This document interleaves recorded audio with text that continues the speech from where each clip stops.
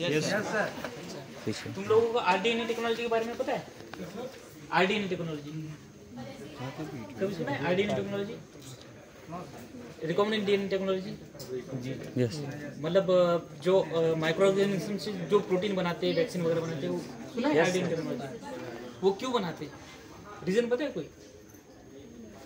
जैसे बहुत सारे हेरिडेटरी जो इन्फेक्शन होते हैं, जैसे डिसऑर्डर्स होते हैं, जैसे कि बहुत सारे लोगों में इंसुलिन की कमी होती थी।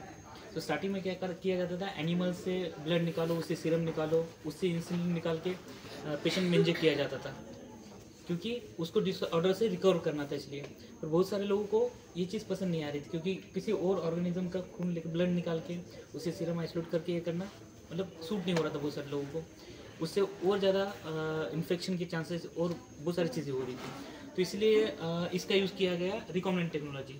इससे क्या करते हैं, जो जीन स्पेसिफिक प्रोटीन बनाता है वो जीन को पहले क्लोन कर लेते हैं हम। आपने बाहर देखा था वो सीक्वेंसिंग वगैरह वाला भी? yes, तो उस तरह से मतलब बहुत सारे सीक्वेंसिंग वगैरह सारे ये सारे प्रोसेस होने के बाद हम क्या करते हैं, क्लोन करते हैं। पहले जीन को क्लोन करते हैं स्पेसिफिक वेक्टर में, उसके बाद उस जीन को हम बैक्टीरिया में डालते हैं। बैक्टीरिया में डालने के बाद हम क्या करते हैं, उसका प्राइमरी स्टेज पे प्रोटीन प्यूरिफिकेशन करते हैं, देखते हैं कि प्रोटीन की क्वांटिटी कैसी आ रही क्या नहीं, ये सारी चीज़ें चेक करते हैं। उसके बाद ये स्मॉल स्केल पे चेक होने के बाद उसको ले जाते हैं लार्ज स्केल पे, मतलब कंपनी इंडस्ट्रीज वगैरह होती है उसमें ले जाते हैं। वहाँ लार्ज अमाउंट में प्रोटीन सिंथेसाइज किया जाता है और उसको बाद में एज ए थेरेप्यूटिक प्रोटीन इस तरह से यूज़ किया जाता है। तो प्रोटीन क्यों ज़रूरी है? क्यों? क्योंकि आप सब फार्मा से हो, आपको पता होगा प्रोटीन का स्ट्रक्चर ज़रूरी होता है। प्रोटीन को एज ए टारगेट यूज़ किया जाता है, उसके खिलाफ बहुत सारे कंपाउंड्स मतलब आपके ड्रग्स डेवलप होते हैं। क्लियर है? तो ड्रग डेवलप होते हैं, तो इसलिए प्रोटीन का स्ट्रक्चर जानना बहुत ज़रूरी होता है पहले, क्योंकि अगर तुम्हें टारगेट पता होगा तभी तुम ड्रग बना पाओगे उसके खिलाफ। ठीक है, तो स्टार्टिंग में प्रोटीन हमने क्या किया, स्मॉल स्केल पे उसको प्यूरिफाई कर लिया, फिर उसको लार्ज स्केल पे भेज दिया। उसके बाद उसका कैसे इस्तेमाल होता है, जैसे क्लोनिंग स्टार्टिंग में कैसी होती है, क्लोनिंग क्या होती है, क्लोनिंग कैसे होती है आपको फर्स्ट डे से पता चलेगा। उसके बाद प्रोटीन प्यूरिफिकेशन कैसे होता है, स्मॉल स्केल पे प्रोटीन प्यूरिफिकेशन कैसे होता है, मतलब लगभग सेम होता है इंडस्ट्री और स्मॉल स्केल पे। तो वो कैसे होता है वो सेकंड डेस्क पे पता चलेगा आपको। उसके बाद उसका क्रिस्टल स्ट्रक्चर कैसे बनाते हैं, जिसका आप बाद में यूज़ कर सकते हो ड्रग डेवलपमेंट में, वो कैसे होता है वो आपको थर्ड डेस्क पे पता चलेगा। और उसके बाद बहुत सारे प्रोटीन्स उसका विजुअलाइजेशन होता है, सेल्स की स्टेनिंग, कौन सा माइक्रो ऑर्गेनिज्म से किस वजह से बीमारी हुई, ये सारी चीज़ें जो होती है वो आपको फोर्थ डेस्क पे देखने को मिलेगी। तो आप 1 बाय 1 स्टार्टिंग में यहाँ से स्टार्ट करिए देखना और घूम के आपको वहाँ पर पहुँचना है। उसको हमें एक कट्टर में डालना है, जैसे कि हम उसकी मल्टीपल कॉपी बना सकते हैं। ठीक है, तो सबसे उसके लिए सबसे हम क्या कर सकते हैं, हमें जो हमारा जीन होगा उसको या तो हम पीस करके एम्पलीफाई कर लेंगे, या तो उसको हम डाइजेशन के थ्रू कट कर लेंगे। ठीक है, एंड कट करने के बाद हमें क्या करना होगा, उस जीन को हमें हमारे वेक्टर में ट्रांसफॉर्म करना होता है। सो ट्रांसफॉर्म करने के लिए हमें पता है क्या करना होता है, हमारे पास एक आपने इक्वलाइज सुना होगा, लिखा ना, बैक्टीरिया। हाँ, बैक्टीरिया। सो उसके अंदर क्या करते हैं, हम हमारे इस प्लाज्मिड को ट्रांसफॉर्म करते हैं। ठीक है, जिससे कि और मल्टीपल कॉपी हम बना सकते हैं। सो ट्रांसफॉर्मेशन के बाद हमें देखना होता है कि जो भी हमने अभी किया कि नहीं किया, जो भी हमारा जीन ऑफ इंटरेस्ट है वो हमारे इस वेक्टर में क्लोन हुआ है या नहीं हुआ है। तो उसके लिए हम क्या करते हैं, जेल इलेक्ट्रोफोरेसिस के थ्रू हम जेल में देखते हैं। अब क्योंकि हमें पता है कि हर डीएनए का अपना एक स्पेसिफिक साइज होता है ना, और वो जब भी हम उसको जेल इलेक्ट्रोफोरेसिस के थ्रू देखते हैं तो वो अपनी साइज़ पे सेपरेट होता है, साइज़ के अकॉर्डिंग सेपरेट होता है। तो जब भी हम इसमें करंट अप्लाई करते हैं तो यहाँ पे जेल का सेपरेशन हम देखते हैं। अब जो हमारा डीएनए होता है वो नेगेटिवली चार्ज होता है, तो जब भी हम करंट अप्लाई करेंगे तो पॉजिटिव चार्ज की तरफ मूव करता है और सेपरेशन होता है। ठीक है, सो हम यहाँ पे जेल पे देखेंगे, मैंने यहाँ पे एक कार्टून ट्राई करके दिखाया हुआ है। यहाँ पे आप देख सकते हैं, यहाँ पे डिफरेंट बैंड्स आपको दिख रहे होंगे डीएनए के। ठीक है, एक ऊपर बैंड दिख रहा होगा एंड नीचे बैंड दिख रहा होता है। यहाँ पे ये डीएनए के प्लाज्मिड के डिफरेंट फॉर्म्स दिखाए जाते हैं। ठीक है, प्लाज्मिड के फॉर्म्स होते हैं अलग अलग, सुपरक्वाइड होता है, सर्कुलर होता है, लीनियर होता है। तो जो बल्कियर प्लाज्मिड का जो फॉर्म होता है वो ऊपर रहता है, क्योंकि वो जल्दी से पास नहीं होता है जल में, और जो भी स्मॉलर सेगमेंट्स होते हैं वो नीचे की ओर आ जाता है। इसके बाद क्या करते हैं, जब मैंने आपको बताया क्लोनिंग करके हम किसी बैक्टीरिया में हमें ट्रांसफॉर्म करते हैं, फिर हमें उसका प्रोटीन प्यूरिफाई करना पड़ता है कि हमें प्रोटीन का ही स्टडी करना है। सो उसके बाद प्रोटीन प्यूरिफाई कैसे करेंगे उस बैक्टीरिया से, तो वो हम यहाँ पे समझेंगे।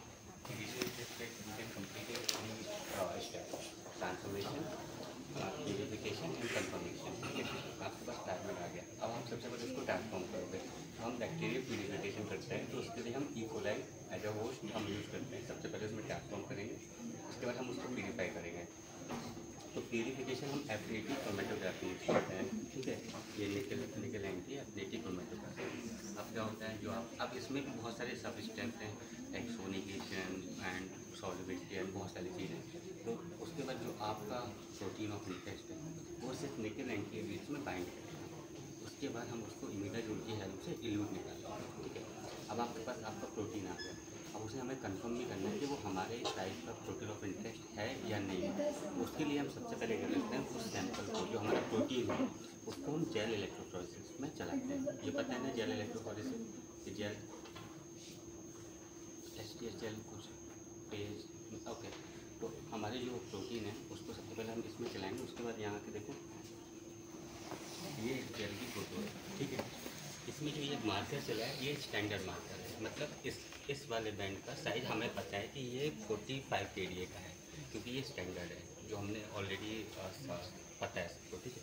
तो उसके बाद जो हमने इल्यूशन जो हमारा प्रोटीन हमने इससे निकाला है वो हमने इसमें चलाया। अब उस मार्कर के करस्पॉन्डिंग में जो हमारा बैंड्स आ रहा है, ये देख रहे हो, ये मोटे मोटे बैंड दिख रहे हैं, तो इसका मतलब ये हमारा प्रोटीन ऑफ इंटरेस्ट है, ठीक है। अब उस प्रोटीन ऑफ इंटरेस्ट को हम साइड एक्स करते हैं, साइड एक्स मतलब साइड एक्सक्लूशन क्रोमेटोग्राफी, ठीक है।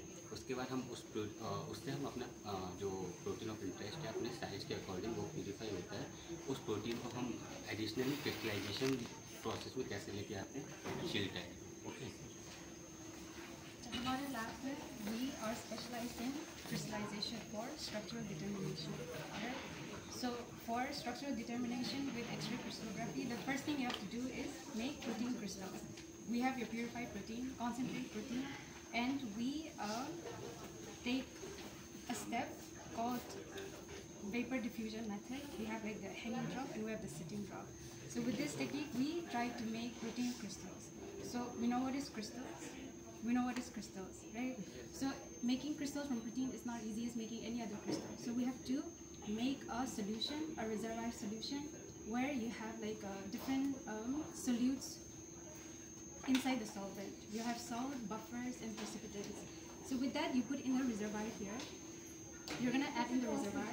You're gonna take your protein, put in a drop, invert it, and create a sealed environment in any of these plates. So when you create a sealed environment, you will have a airtight condition where there will be a vapor pressure. So because of the vapor pressure, there will be a movement of water molecules from the protein drop and the reservoir solution.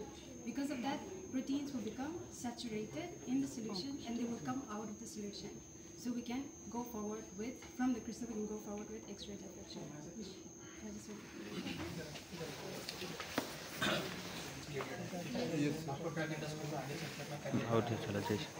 अगर हमें कभी भी fever आता है, कभी भी कोई problem होती है, तो हम लोग को डॉक्टर क्या देता है, सबसे पहले पैरासीटामोल देता है। अब पैरासीटामोल बॉडी में जाके डिफ्यूज करता है। तो पैरासीटामोल का, जैसे पैरासीटामोल क्यों मार्केट में, क्योंकि एफिशिएंट है, क्योंकि वो काम कर रहा है। आपको फीवर आता है, फीवर कम करने में कारीगर है, एफिशिएंट है।